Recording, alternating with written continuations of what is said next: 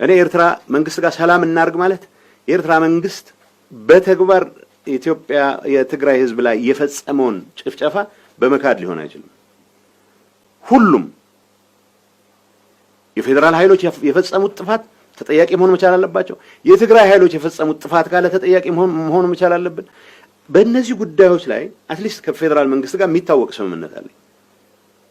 የሚታወቅ እዚህ ግባ የሚባል ስምምነት ሳይኖርህ ፕሪቶሪያ በመፈረሙ ምክንያት አኩርፎ ከኢትዮጵያ መንግስት ጋር የተጣላ ኃይል ጋር ተሰልፈህ ኢትዮጵያ መንግስት ምናልባት ማስወገድ የሚቻልበት እድል ካለ ብለህ መንቀጭቀጭ በጣም አደገኛ ነው።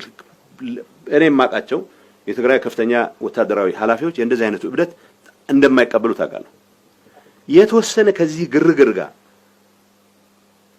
ግርግር የተጣባው በፍጹም የተረጋጋ ኤንቫይሮንመንት ከተፈጠረ አደጋ ላይ ወድቃለሁ የሚያስብ ጥቂት ግን ደግሞ ብዙ ሰው የማወናበድ አቅም ያለው ቡድን ግን እንደዚህ አይነት እንቅስቃሴ ውስጥ እንደገባ አውቃለሁ። እዚህ ውስጥ የተታጠቁ ኃይላት የሚባለው አሁን ታጣቂ እያልን የገለጽን ያለ ነው።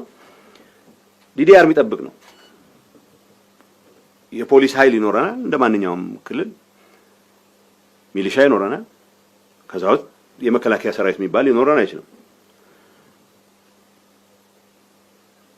ትግራይ ሀገር ናት ብሎ ማሰብ የሚፈልግ ብዙ ሰው እንዳላቃለሁ። እኔም ሞቅ በሚለኝ ሰዓት እንደዛ አስባለሁ። መመኘት ችግር የለውም። መሆን ካለበት እታገላለሁ። ትግራይ ሀገር እንዲሆን ችግር የለውም። አሁን ያለውን እውነታ መቀበል ደግሞ ጨዋነት ነው። ትግራይ ኢትዮጵያ አካል ነው። አሁን በጀት አለው። ፓስፖርቴ የኢትዮጵያ ፓስፖርት ነው የሚለው